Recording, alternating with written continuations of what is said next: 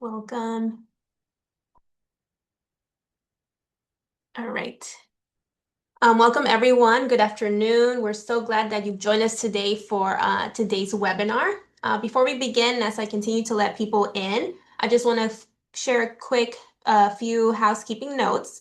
As you can see, everybody has been muted just to avoid, background noise, but you can unmute yourself. We are recording this session and we'll be sharing it afterwards with everyone that registered, as well as posting it on our webinar section of our website, and any resources will also be shared. I have activated the captions, but if that is distracting to you, you can deactivate them for yourself. We warmly welcome your questions. We will have some time at the end for Q&A, but if any questions come to you during the webinar, feel free to drop them in the chat box.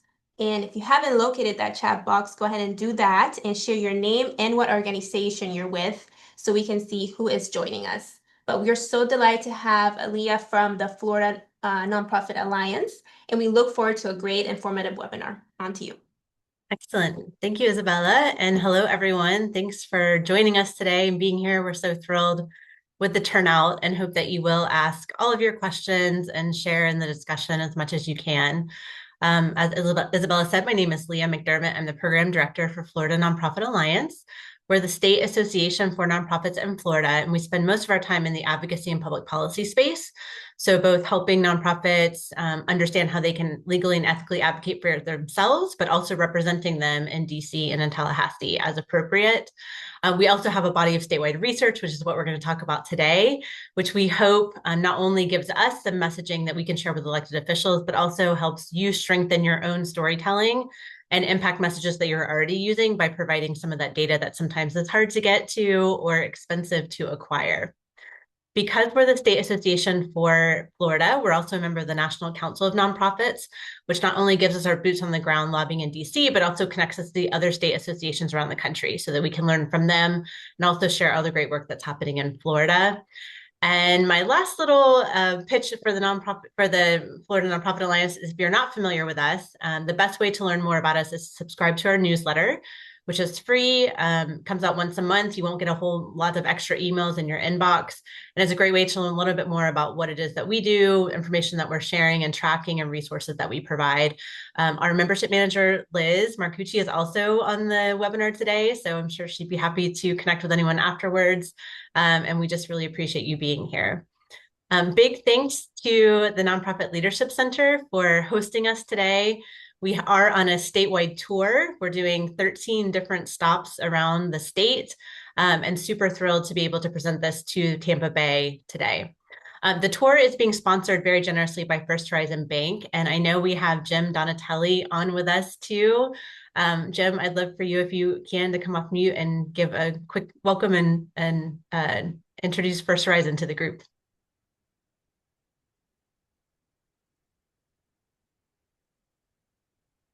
There we go. I had to get that unmute button, but thank you guys. I want to thank you all for pulling this together for this learning for all of us across the state. First Horizon is honored to be your partner. We have a belief, like many banks do, that we're only as strong as the communities that we serve, and the nonprofit network is an important part of bringing that growth to life and support to life. First Horizon Bank is the 20th largest bank. We're 162 years old, headquartered in Memphis, Tennessee. And many of us in the state of Florida might recognize our legacy organizations, most recently being Iberia Bank. But the First Horizon brand has been around in the state of Florida for 5 years. And regardless of what flag we've had on the building, the community and the nonprofit sector has been important to us. And so we're honored to be here today and happy to support this. Excellent. Thanks so much, Jim. And thanks again to First Horizon for their partnership in this and many other projects with FNA.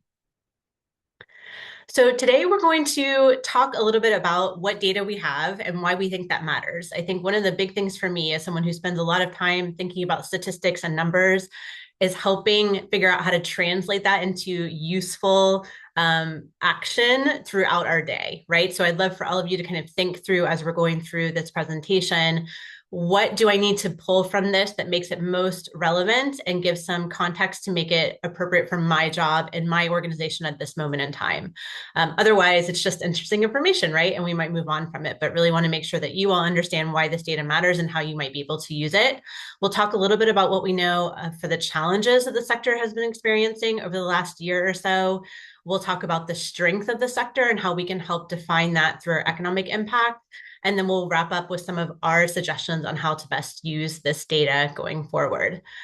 We will, as Isabella said, make the slides and the recording available to all of you. And I'm also happy to follow up with any questions we don't get to or any things you come up with after processing the information a little bit that you want to talk about later. I'm happy to do that. Okay, so today we are looking at two major data sources, research reports that we have.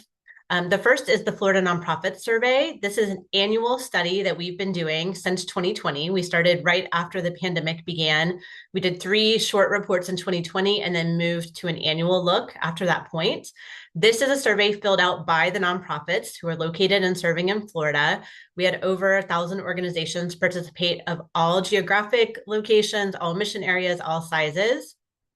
The second report is the Nonprofit Economic Impact Report. This one we've been doing tri-annually. So this year's update is the first time since 2023 that we've taken a look at this information.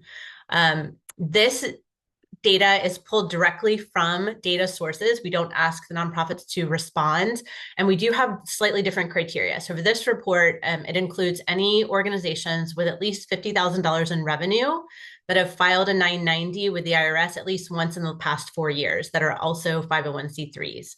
So the universe of nonprofits that are included in the economic impact is a little bit smaller. That's not to say that our organizations that bring in less than $50,000 a year, that are all volunteer, that are doing a lot of great work, maybe especially at the grassroots level, aren't important. They're vitally important to the success of our communities and to the sector. But for the economic impact look, we're mostly looking at employment numbers, revenue numbers, assets that are held in the community. And so we did make that boundary cutoff there of organizations over $50,000 in revenue and that have filed at least once in the last 4 years, meaning that they're probably a little bit more active. So wanted to point out, as we think about that overall, the nonprofit sector in Florida does tend to be fairly small. As I mentioned before, especially for the nonprofit survey, we have a cross-section of organizations participate, and about half of the nonprofits in the state of Florida have no staff members at all. They're an all-volunteer organization. About a third of the nonprofits have less than $50,000 in revenue each year, and only about 5% of our nonprofits have budgets of over $10 million. So really the vast majority of our sector are these small, sometimes tiny, businesses that are helping to support with great work in the community. And so when we look at the nonprofit survey information, you'll see that full cross-section. For the economic impact. Like I said, we will have those slightly different boundaries there. So let's talk a little bit about some of the challenges that you all have told us that you're having. As we go through this data, I'll be sharing statewide information. We'll also take a look at the region information. So for you all, we call that region Central West. So it includes, I think, 8 counties in total. We'll take a little bit closer look at the service area for the Nonprofit Leadership Center. So specifically looking at Hillsborough, Pinellas, Polk, Hernando, and Pasco counties. And we'll have some county level information there. So a little bit of different views as we look at it, but trying to make it as relevant as we can to the geographic area that you are serving. This survey, the nonprofit survey, looks at 6 different areas. We look at programs, human resources, finance, fundraising, a category we call external factors, which looks at whatever kind of has uniquely happened in that year, and then barriers to sustainability. So the first thing we want to take a look at is providing programs. We all know the main reason we exist is to provide some sort of programs or services that meet our charitable purpose. But we also know that nonprofits have been struggling to be able to do that, maybe even more so in 2025 than in previous years. One of the reasons that's the case is because the need in Florida is so great. We use the United by ALICE information. So United Way has some research that they call ALICE, which stands for Asset Limited, Income Restrained, Employed. So people who have jobs, but their salaries or their wages are not enough to cover their normal or usual household bills, right? They're struggling to make ends meet. Florida is 48th out of the 50 states and the District of Columbia, and the number of households that fall below that ALICE level. 46% of Florida households are not making enough money, even while employed, to be able to cover their bills. The only states that are lower than us are New York, Mississippi, and Louisiana. So we already have a lot of work to do there, right? That we may have a larger percentage of our population that needs some help to make their ends meet on a day or weekly or monthly basis. And nonprofits often are looked to fill that gap that we have there. At the same time, we also know that we are undercapitalized, under-resourced as a nonprofit sector compared to other states. Florida is 43rd in the number of nonprofits per 1,000 households, so sort of a per capita look at the number of nonprofits. That's 2.6 for us in the state, and that is the same number that it was in 2023. So even though the number of nonprofits has gone up, we'll see that in just a minute, so has the population of Florida. And so the number of nonprofits per household actually has not grown in the last 3 years. And we already know that we have this demand for services that some of us are struggling to meet. In addition to that, we also know that nonprofit revenue doesn't fare that great compared to the other states in the District of Columbia. We're 40th in nonprofit revenue and nonprofit income generated per capita. So that probably means that most of our nonprofits are likely under-resourced for what they're trying to accomplish. So despite the need that we know we have in the state, and despite the fact that we're probably all undercapitalized in what we're trying to accomplish, we're still showing up, you're showing up every day to uplift Floridians and help them get the services that they need. Almost half of the nonprofits in Florida have served more clients in 2025 than they did in 2024, which likely shows an increase of demand, right? It's probably not just happening in a vacuum there. This is the same when we look at the regional level. So this region of Central West part of the state, 53% of nonprofits in your region also served more clients in 2025 than they did in the previous year. That's higher than the state average. In addition, 60% of Florida nonprofits say that they've experienced increased costs for recurring expenses in 2025, and 40% said they raised less money for program expenses. I think that speaks very highly to some of the struggles that we're having. You know, this idea of fundraising for operations or administrative costs is always a little bit of a struggle. We have to overcome the myths and misconceptions about what that actually means. But if raising money for programs, which is what we're supposed to be doing, what everyone is supposed to love to support, is also difficult for 40% of organizations, we may have a little bit of a sustainability issue on our hands. We know that demand continues to go up. 34% of organizations across the state experienced this in 2025, which was higher than in 2024. And organizations are reporting challenges in finding program volunteers, which also is going to impede their ability to provide those programs over time. Another challenge area is our human resources. People are so vitally important to us being able to provide those programs and services. We can't do it without the staff and volunteers behind running the programs. We need to make sure that we're taking care of them and we understand what's happening when we look at that. Once again, one of the most concerning things to me in this whole report is actually here in this section. Staff and board burnout affected about 1 in 5 nonprofit organizations, and 16% reported staff experiencing mental health impacts from trying to do their work. This is the first time we've seen a jump in this since 2020. So you'll see on each of those categories, the navy bar on the right-hand side is what happened in 2020. The very, very light green bar on the left-hand side is what happened in 2025. You see that spike in 2020, then it's been decreasing over time, but we had another pop-up here happen in 2025. That's obviously something we're very concerned about and want to try to address and keep that from happening. And when we ask nonprofits, well, then what are you doing to help support your staff? 15% of organizations said they weren't doing anything in particular to help support, and only a third of nonprofits across the state were able to offer a pay increase or a bonus in 2025. Slightly better than what we saw in 2024, but when you combine those statistics with the burnout number, I think we need to pay a little bit more attention to and figure out how to invest in our staff members. Even if we can't afford to do a pay increase, there might be other ways to support there.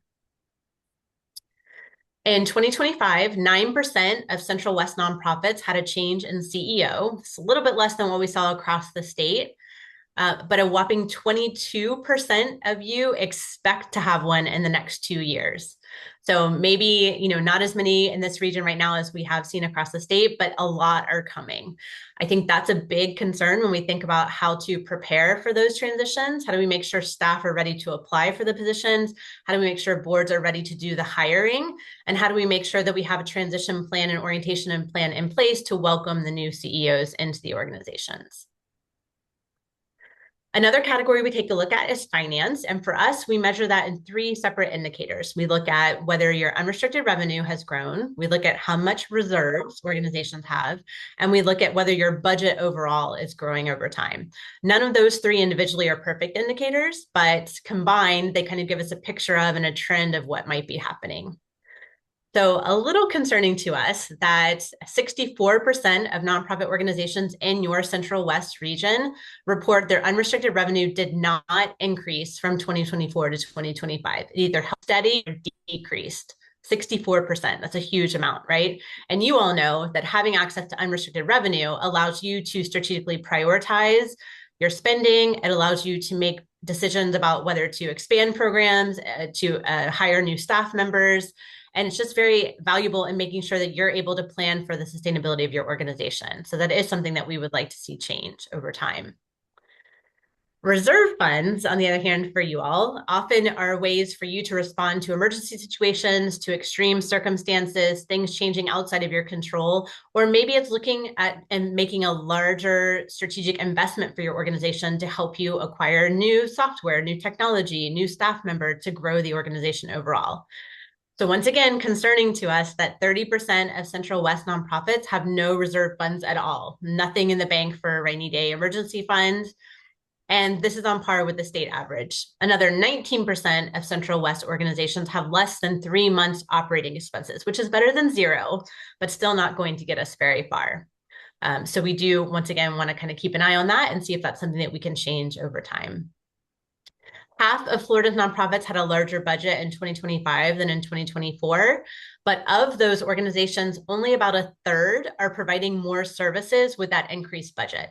So once again, probably indicating that increased costs are something that are plaguing us. We're not exempt to inflation or rising costs, just like every other industry would be in our state.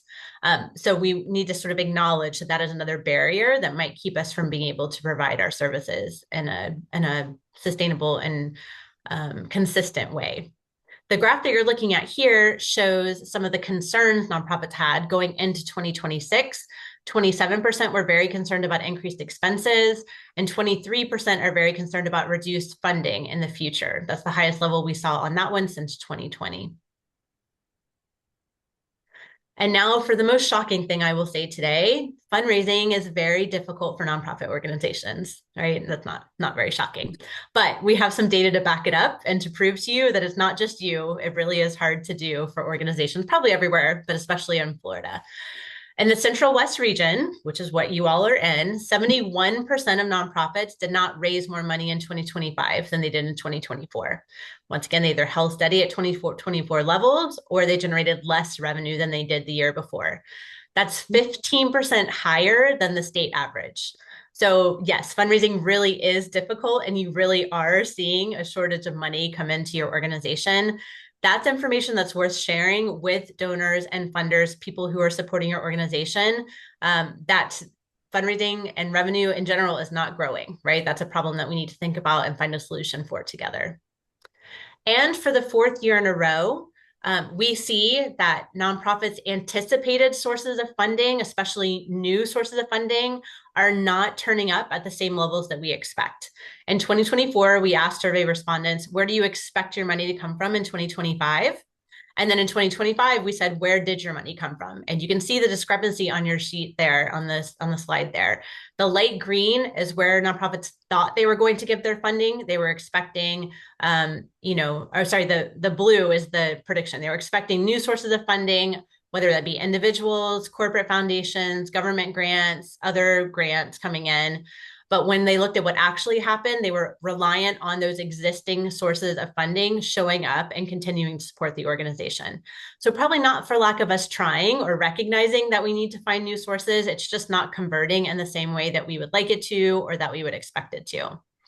In Florida, individual donors are by far the biggest source of funding for Florida nonprofits. 77% of organizations get funding from existing donors, and 43% get funding from new individual donors. One thing to note, government funding actually does not make up very much of nonprofit revenue. Only about 10% of nonprofits receive federal grants, about 13% receive state grants, and about 19% receive local grants. And this region, 28% said fundraising for operations was their biggest challenge, compared to 24% statewide. And 25% said fundraising for programs was their biggest challenge, which was higher than the state average of 20%. The third highest challenge for the Central West region was adapting to uncertainty. And when we asked you what resources that you need, the biggest responses were money and people, right? So funding, fundraising assistance, volunteers, board engagement. And then there were some capacity building needs like help with community engagement, partnership development, advocacy skills, and technology. So our kind of catch-all category of external factors looked at two things in 2025, whether the changing political climate had an effect on nonprofit organizations and whether disaster recovery, long-term disaster recovery was an issue that you all were dealing with. 29% of nonprofits in this region reported that recent federal changes impeded their ability to provide programs and services. That's pretty on par with what we saw across the state in general. Those impediments were described as funding uncertainty, funding elimination, increased demand, and staff burnout. Organizations said they were responding by relying on collaborations, using reserve to fill gaps, doing scenario or contingency planning, creating multiple budgets, and reducing access to programs. So a lot of extra time and work going into coming up with possibilities, right? Instead of focusing on what we know we're going to do because of this uncertainty that's kind of floating around here. If you noticed on the previous slide, political climate was actually the second highest response to what you're very concerned about after increased expenses and right before the reduced future funding. The good news is for organizations that do feel like that the changes at the federal government level have been impeding their work, most of those organizations feel very supported by their boards of directors. So thank you, boards, for showing up and helping us think through what that uncertainty might look like. Switching gears to disaster response and disaster preparedness. In your region, 27% of nonprofits are still experiencing effects from the 2024 hurricane season. That's probably not a surprise to any of you that lived through that 2 years ago. The 3 storms, one right after another, was a huge devastation to the community. 12% of nonprofits statewide say they're feeling it. Obviously, this region and the region right below you, Southwest Florida, is still dealing with the most of the after effects that we see. Those effects include things like damage to your nonprofit facilities or property that have not yet been fixed. Almost 40% of nonprofits say that's the case. Maybe it's lost revenue from storm-related damage or people relocating from the area hit by the storm, increased demand from the community, and lack of affordable housing or delays in rebuilding housing, which keeps volunteers, donors, and clients out of the area. So we all know that 2025, we got kind of lucky with that hurricane season with no direct hits. 2026 is being predicted as a light season as well, but you all also know it only takes one bad storm to hit to make it a bad season. So let's please make sure we're thinking about that and being prepared. We also heard from your region, 43% of nonprofits in Central West still do not have a disaster preparedness plan. We need to take care of that, right? Whether it be hurricanes, the wildfires that have been going around the state, something non-natural related like a cyber attack. There's still time to kind of put that together. And we do have a toolkit to help you with that if you're starting from scratch and what that might look like. So this is a summary slide. When you get these, you can kind of refer back to it. This is what we're seeing in the picture of the region I keep referring to here. Overall, compared to the state as a whole, your region is more likely to provide hybrid services, more likely to serve more clients, more CEO turnovers coming in the next 2 years, more likely to be dealing with hurricane effects, more likely not to have a disaster plan, right? So put that on your to-do list, and more likely to say fundraising is a challenge. So I'm going to just pause here for a couple of seconds, let you type in any questions that you have so far on the data I've been sharing, whether they be clarifying questions, discussion questions, things that you'd like to discuss further. I'm also going to put these reflection slides up on the screen for you to think about right now, just internally, but these might also be good ones to take back to your organization and share with your staff, with your board, to have them think through how do these challenges that we're seeing, the trends that we're seeing relate specifically to what's happening for our organization. So let's move into the second part of the presentation, which is a little bit more on the optimistic side, right? That was a lot of sort of hard truths and doom and gloom, although we do believe there's some healing and power in sort of sharing those and in recognizing that it's not just you that's struggling with those. We also want to be able to lay into and emphasize the many strengths that the sector has. And one of the most direct ways we can do that is by talking about the economic impact that nonprofits bring to a community. This information here, I think, is especially valuable if you're talking to people who maybe don't know a whole lot about the nonprofit sector, who might be skeptical about what our importance and impact is in the community. Using this economic data to kind of get in the door and get them kind of thinking in different ways about what it is that we do can be really powerful in opening up those new relationships to you. So what I'd like to start with is that according to the Florida Chamber of Commerce, if Florida was a standalone country, we would be the 15th largest economy in the world. As a state, we have a larger economy than the entire country of Spain. And we are closing in on the country/continent of Australia. The goal of the Florida Chamber is to be in the top 10 world economies by the year 2030. So this idea of being successful economically is very important to the business community, to elected officials, and really to all of us, right? To make sure that we're continuing to have economic success in our state. Our message to go with this message is that this does not happen. Florida is not this successful economically without a healthy and vibrant nonprofit sector to help lift it up. So this is why. These are the numbers that go along with it. Across the state, now remember our criteria. We're looking just at organizations with at least $50,000 in revenue that have filed a 990 at least once in the last 4 years that are 501c3 organizations. So this number is actually quite a bit larger if we include all nonprofits, including those all volunteer, really small organizations. But once again, for the purpose of economic impact, right, this is what we're sharing. So across the state, more than 23,000 organizations employing over 517,000 employees annually. The number of nonprofit employees has increased 16% since 2023.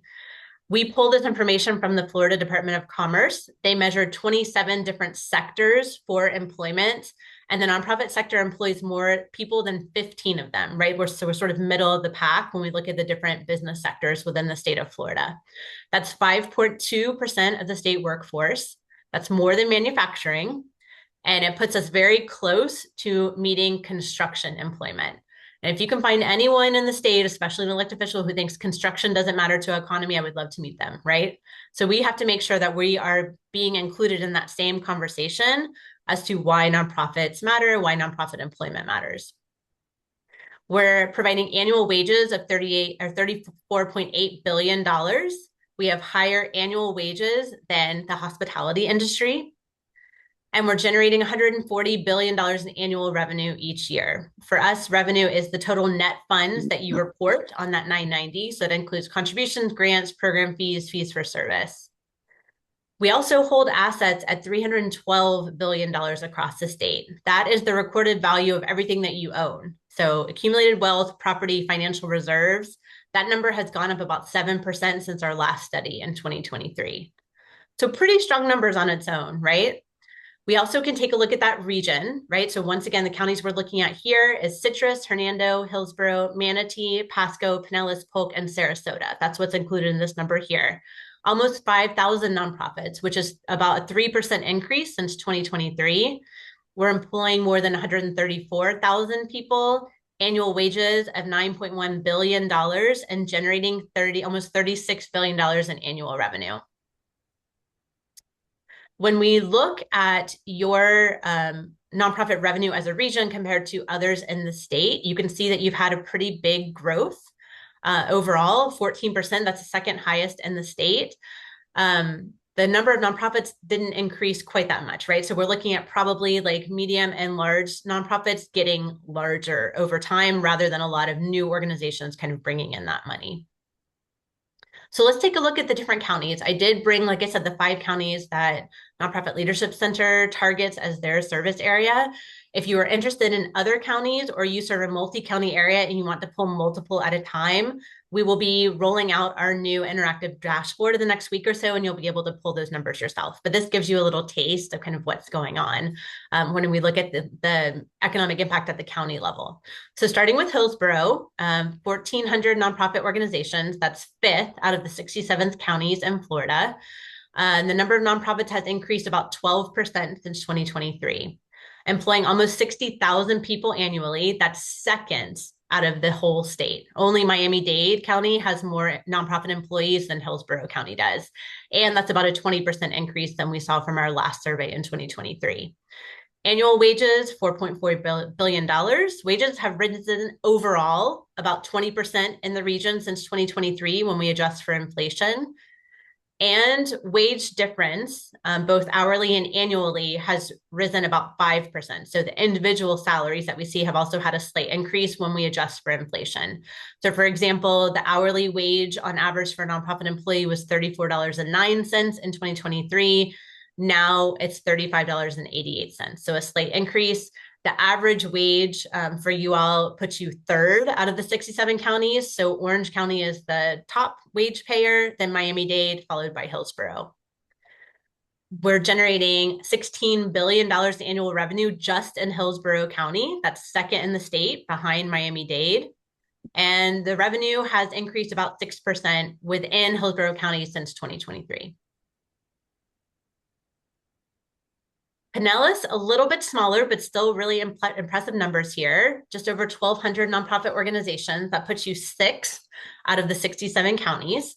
The number of nonprofits has increased about 4% since 2023, employing 28,000 employees. That's 5th out of the state. That also has increased about 6% since 2023. Annual wages of almost $2 billion. We see an increase of about 9% since 2023 here. And the wage difference, both hourly and annually, has also increased slightly, about a 3% increase. So for Pinellas County, the average hourly wage for a nonprofit was $31.66 in 2023. Now it's $32.68. So a little bit of an increase, but it still counts, right? Wages, Pinellas is 7th out of the 67 counties for the state, and generating $11 billion in annual revenue. That puts you 5th in the state. Revenue increased about 22% within the county limits when we account for inflation there. All right, Polk County, 457 nonprofit organizations. That puts them 13th out of the 67 counties across the state. That's actually a little bit of a decrease from what we saw in 2023. So increase in some of the counties, but decrease in others. However, they are employing 20,000 people, over 20,000 people. That number has increased 25% since 2023. So number of nonprofits not increasing, number of people working in the sector is increasing, specifically in Polk County. Annual wages of $1.3 billion. Wages also across the board have increased almost 30% since 2023. And the wage, hourly annual wages also have about a 3% increase within Polk County. So if you're curious, in 2023, the average annual nonprofit wage in Polk County was $28.65. Now it's $29.72. That puts Polk 13th out of 67 counties as far as wages go. So we're seeing here specifically that probably the bigger nonprofits are getting bigger and hiring more employees. Wages overall are increasing because of the increase of the number, not necessarily because everyone's individual wage it's going up a huge amount. Generating $3.6 billion in annual revenue. That's 11th in the state and about a 9% increase from 2023. All right, 2 more to look at. Pasco County, 313 nonprofit organizations. That's 21st out of the 67 counties, so still well in the top half of county size of nonprofit organizations. A slight increase of about 2% in nonprofits since 2023. Employing just over 10,000 people. That's 13th out of the state and about a 13% increase since our last report. Annual wages of $789 million. Total increase about 14% since 2023. And wages on an hourly annual basis have increased about 2%. Average wage for Pasco County is 4th out of the 67 counties. So Orange, Miami-Dade, Hillsborough, and then Pasco County pays the fourth highest wage in the state, which is a slight increase. You were sixth in the state as of 2023.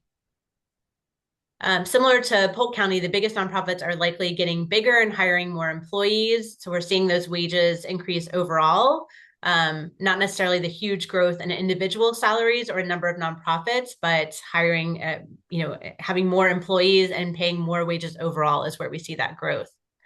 $1.5 billion in annual revenue in Pasco County, that is 19th in the state, and an 8% increase from 2023. And then finally, a look at Hernando County. This is the smallest one that we looked at here, just right in the smaller half of nonprofits as far as counties go. 83 nonprofit organizations that fit our criteria, a lot more that are based there that are doing work, right? But for this particular study's criteria, 83 nonprofits, which is 38th out of the 67 counties. We see a little bit of a decrease here as well, about 2% decrease in the number of nonprofits from 2023. Employing almost 1,000 people, which is 37th out of the 67 counties. There's no real change there since 2023. Annual wages of $47 million. Wages across the board have risen about 10%. And the wage difference for hourly and annual salaries also increased about 10%. So actually in Hernando County, we are seeing a little bit of increase in individual salaries, not just in the number of employees, and so therefore more wages being paid. $98 million in annual revenue, that's 35th out of the 67 counties in the state, and only about a 2% increase from 2023. So if you have questions, put them in the chat. We'll grab those in just a minute. I do want to point out that in addition to the regional differences that we see across the state and even county level differences on wages or on revenue, it also does vary by subsector. So health has the largest percentage of nonprofit revenue within the state, followed by education and then human services. So if you work in an industry that's not a hospital, especially, you may not identify with some of the numbers that I'm sharing. I think that is important to note. Our report does include hospitals and universities, which tend to be our largest nonprofit organizations and will drive up these numbers. We include them anyway, because number one, I think we should consider them part of the sector, get credit for it, right? They are these economic drivers. But they're also, having an impact on the services that we're able to provide. That being said, we do recognize that sometimes, this broad stroke look at it may not actually reflect your individual experience, but you have the ability to kind of contextualize and use this as you need to there. So statewide, in the last 3 years, we've seen the number of nonprofits increase about 13%. Remember, we're still undercapitalized as far as per capita number of nonprofits. I think it's also interesting to note from 2020 to 2023, the sector grew about 5%. And then from 2023 to 2026, we grew 13%. So more than double that information that goes there. I shared your county level growth there. 3 of our counties had sort of small amounts of growth. 2 of the counties had small amounts of decreasing number of nonprofits. So a little bit different than what we're seeing across the state. And here's what the number of nonprofits looks like as we look across the state. Southeast region has the largest share of nonprofits. About 35% of nonprofits are located there. You are the second largest region of nonprofits in the state with 22%. And then Central East, which includes Orlando, is our third largest region with about 17% of the nonprofits. One of the new things that we added this year was the ability to calculate the indirect economic effect that nonprofit organizations are also bringing to the community. We use something called impact analysis for planning, or IMPLAN, to perform an input-output analysis. So we took the direct revenue, number of employment, and wages, and watch that move through the state's economy to come up with a multiplier and a full understanding of what the indirect effect of nonprofits have on Florida's economy. So we'll take a look at what that looks like. But we feel like this ripple effect that you see in this figure on your screen is really important because it is part of our story of how we are supporting additional jobs and supplemental spending throughout the state. So for every one direct nonprofit job within the state of Florida, more than 517,000 of them, another 1.9 jobs are supported within that. Now, multiplier represents the total economic activity generated through our direct employment and direct revenue that we have coming into the state. So our total multiplier for jobs, 2.9. As we shared earlier in 2025, the direct number of jobs that we have, over 517,000, we have $441 billion in labor income. As we start putting that through our in-plan diagram and seeing what the indirect wages are, we end up supporting 1.5 million jobs and bringing in $101 billion in labor income. Really startling statistic, right? And the first time that we've ever been able to describe nonprofit impact in this way. I've had a couple of questions at some of our other presentations about like, can we do this with our actual nonprofit services as well, which I would love to be able to do. Unfortunately, I don't think yet there exists this in-plan tool that we can put that in and find out for across the entire nonprofit sector. Although I do know that some sectors have been doing that work, right? Arts kind of is good at talking about that. Yesterday, someone told me that domestic violence had been kind of looking at that. So there may be ways to do this in pockets, but it would be my dream to be eventually able to have this indirect effects of actual nonprofit services within our communities as well. Nonprofits in your Central West region support the second highest direct employment, labor income, and output in the state. So that 134,000 direct jobs in our multi-county region here, the Central West, ends up with a multiplier of 2.8 for total effects on employment of 380,000 jobs. Same thing when we look at labor income. The direct labor income is $11 billion, but when we use the multiplier of 2.4, we end up with $26 billion in labor income. So even more impressive when we start talking about why the nonprofit sector matters, why employment matters, why our revenue matters to the communities. When you get to see the interactive dashboard, you'll get to see some different views of this. This is a screenshot that I took here that shows your direct effects in sort of the teal color and your indirect and induced effects in the light green. So a good visual representation of what it is that we are bringing to the community. Central West is third out of 8 regions in hourly wages and annual wages.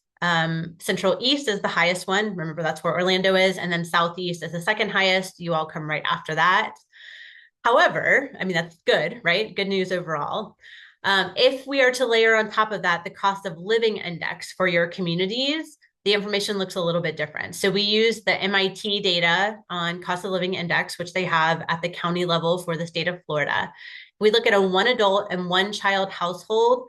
The livable hourly rate in Hillsborough County is $40.53. So a big discrepancy there between livable wage at over $40 an hour and the $32 per hour for the region or the $35 for your county. That's still about a $5 difference in what we are paying and what people need to be able to live in Hillsborough County. In Pinellas County, the livable wage was $40.16 for a 1 adult, 1 child household versus the region average of $33. Your county average was $32.68. So makes the difference about $7. So you can use that MIT data to figure out for your specific county. I went ahead and pulled a Hernando as well. We know the wages have been going up there, right? We saw about a 10% increase in wages. However, there's still a $13 difference from the living wage in Hernando County of $35.50 and what the county is actually paying as far as nonprofit wages. And if you're not working in healthcare, then probably even lower than that. So this could be an advocacy point for your organization, especially if you talk to donors or funders, anyone who's giving you grants that include salaries, right? Make sure we're at least asking for that livable wage to make it equitable and able for our nonprofit staff members to not have to use the services that they are providing every day. All right, so we're going to move into questions in just a minute. If you have any thoughts on this last section on economic impact or questions, please drop those into the chat. We'll take a look in just a second. Some more reflection questions for you to think about yourself or take back to your organization. Who does need to know about these strengths, especially when we look at our economic impact, and how do we tailor those messages to better fit? They could be messages like our economy cannot be as successful or as large without nonprofit sector strength, or the nonprofit sector is an important employer for Floridians or for Tampa Bay residents. I'm also going to show you just very quickly a couple of other snapshots of that interactive dashboard that I keep talking about. Once again, that should be available next week. This is a look at by social function or by subsector. So if you want to see within your region how much arts and culture, human services, environment organizations bring to the community, you'll be able to look at that. We also have the directory of every nonprofit that's included in this survey. So if you want to see if your organization made the cut with our filters that we put onto it, you can check here and see. But it's also a great way to identify organizations that exist in your county or in your region that you may not be familiar with yet for potential collaborations or partnerships. So I pulled Pasco County here just as a sample, but you'll be able to go in, change any of those filters on your screen and really dig into the data. And then we also have the snapshot of the Florida statistics compared to other states. You'll be able to kind of get in and play around with that as well. There's about 4 other tabs that we have as part of the dashboard. So if you like data, that's good news. If you feel like that sounds cool, but I don't know how to do it, email me, call me. I'll be happy to help you walk through it. All right, I'm going to wrap up really quickly here with some of our suggested calls to action, and then we'll jump into questions. But once again, as we think about this data, as FNA thinks about it, as I think about it, we always are, what's the so what? Who needs to know about it and why would they care about it? So we're sharing this information directly with elected officials, with the media, with the business community, but also with you all, right? Doing these different presentations and making sure nonprofits have access to the information. But there's even more that can be done if it's not just FNA sharing it. The first thing I would suggest is maybe we look at what we individually can do. And this is not to create extra burden or make you take extra responsibility for things that are already hard, but instead maybe a little bit of an empowering look at what can we control and some things that might help us as we're working through our planning and strategy for our organization to remember. The first is that we can't just keep doing. I know none of us ever want to cut services. We never want to turn people away. But we also, part of our job as leaders in the sector is to make sure that we are sustainable over time, that we're investing in strategic planning and financial planning. We're building those reserves. We're supporting our staff members. We have realistic growth strategies. All of that matters. So give yourself permission to take that into account as you're working on your plans for your organization. Leaning into collaboration, I know all of you do this probably every single day. But if there's any chance of more of that happening or different kinds of collaboration happening, I think that's worth considering. Make sure you're sharing your needs. And if you need help doing so, hopefully this data helps you back up what you're feeling a little less vulnerable than just saying like, hey, we're really struggling with this. No, everyone is struggling with this. And we'd like some help in thinking about how to systemically solve the problem. And then continuing to invest in people. It doesn't have to be money, right? Money's great. If it can't be money, then there's other ways to do that. But just us doing this on our own is not going to make a difference. We also have to talk to funders and philanthropic partners about what that might look like. And, humbly suggesting maybe these are some of the things that we can look at. There was a big push for trust-based philanthropy during the early days of the pandemic. Some funders have sort of backed away from that a little bit, right? They were asking for less reporting and less application and sort of letting you have more flexibility with how to use those dollars. Maybe that's not the case as much anymore. Maybe we can bring that up and suggest that, especially for those we have a strong relationship with, maybe we can go back a little bit to that.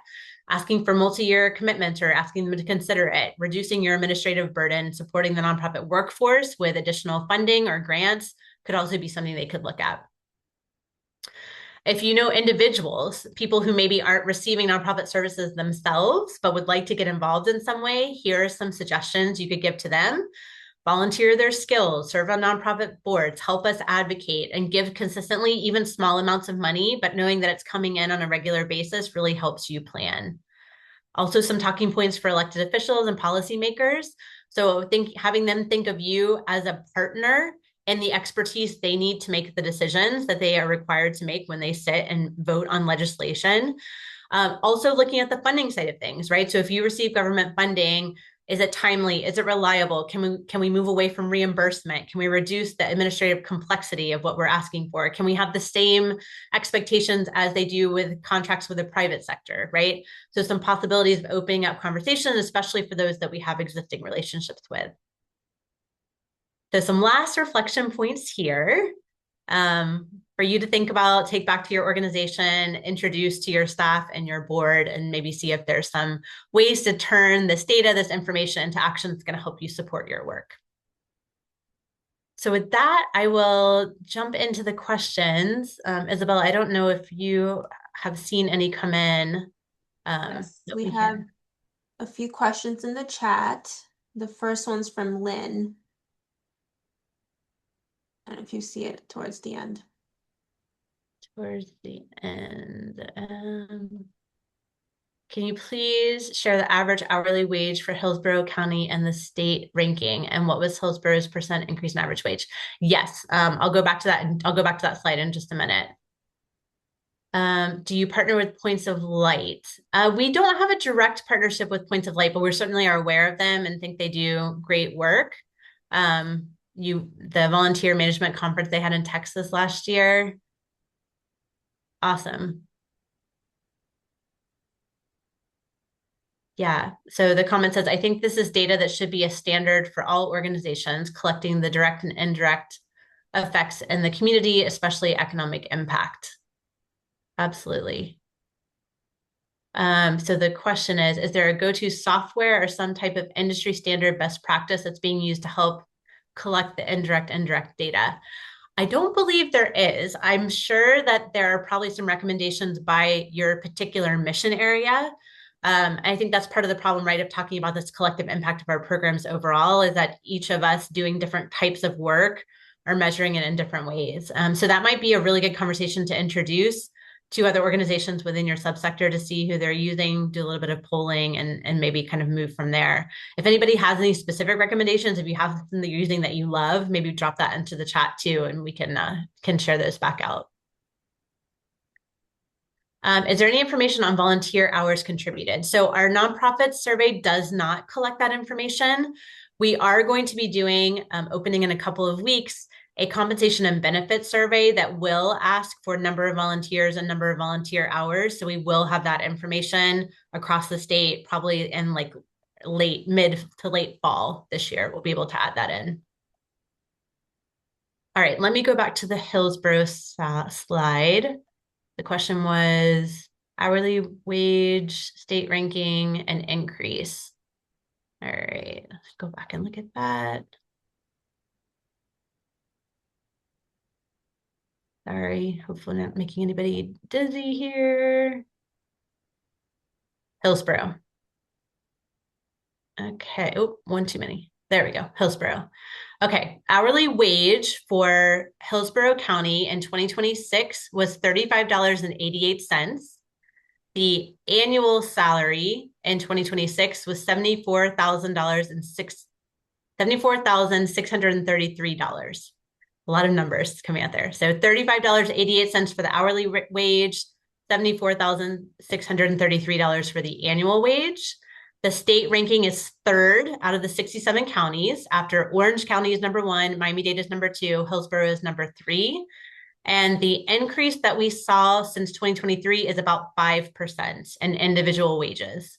When we look at total wages for the region, they increased about 20%, but employment numbers also increased 20%. So that huge increase in wages is probably because there's more employees overall, not because everybody got a 20% increase in what they're getting paid, if that makes sense. Does that answer your question? Okay. Awesome. All right. Any other questions that I can answer for today?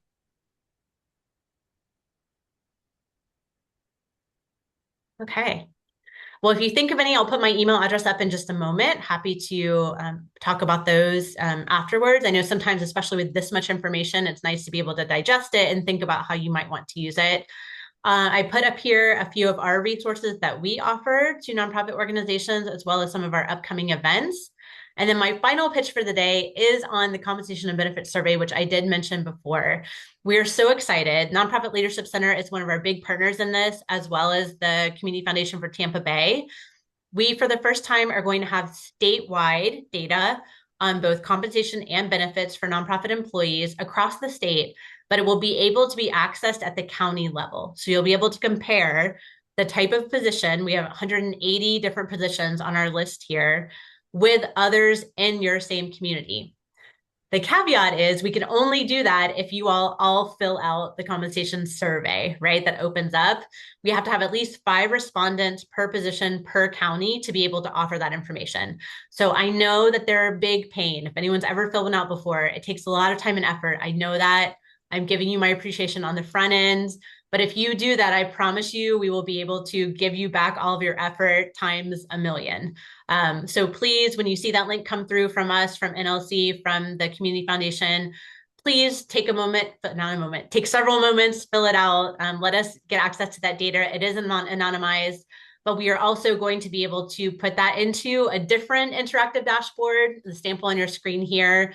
This is like an administrative assistant. It's a different industry completely, right? But they have the geographic breakdown, they have the percentile breakdown, they have all sorts of different ways that you can like cut and filter the information to give you the most relevant and useful compensation information that we've ever been able to have. So please, please, please fill out that survey when you see it. We'll be following up a lot. It's supposed to open June 2nd. It'll be open through mid-July. So you have about 6 weeks to get that completed. Any last questions that I missed? Let me check here. Can you talk about how local nonprofits can work with FPN due to new partnership with, oh, yes. So we are actually FNA, we're Florida Nonprofit Alliance. FPN is also an organization, Florida Philanthropic Network. They're wonderful. They work directly with the funders in the state. We are FNA and we work with you all, with nonprofits. But yes, we are also super excited about our partnership with Nonprofit Leadership Center. We have an agreement where any of you can access our trainings and workshops at member rates, even if you haven't joined completely. So we are a membership organization. We offer other membership benefits too. But with this partnership with NLC, every month there's a code that goes out so that you can sign up for any of our workshops that are coming up at the member rate. So for June, we have Advocacy 101. Coming up, if you're thinking about getting involved on the property tax issue, or you just want to plan ahead for next year's session, or you're thinking about locally how you can better advocate for yourself, that's a great way to tie into that. So each month in the NLC newsletter, there is a piece that goes out that tells you how to register and the promo code to use for that. Thank you for bringing that up. I almost forgot to mention that. I appreciate it. All right. Question about our job board. Right now, our job board is only paid positions, not volunteer opportunities, but that could be an expansion into the future. It's a great idea. We'll take a look at that. And I think that's it for right now. So I have my email address up on the screen. Happy for you all to reach out at any point. Our nonprofit survey is linked already. Economic impact you should get next week. We'll follow up with that. Anything else, Isabel, that I'm forgetting before we? I think that's it. But yeah, a huge thank you to you, Leah, and to the FNA for sharing this incredibly informative and timely and thoughtful presentation with all of us. And thank you to everyone that's joined us today. As I said, we'll be sharing this recording, the slides, and any other resources with you all. But yeah, let us know, let Leah know if you have any questions. And keep an eye out for, other webinars coming to you. But yeah, huge thank you. Excellent. Thanks, everyone. Have a great afternoon.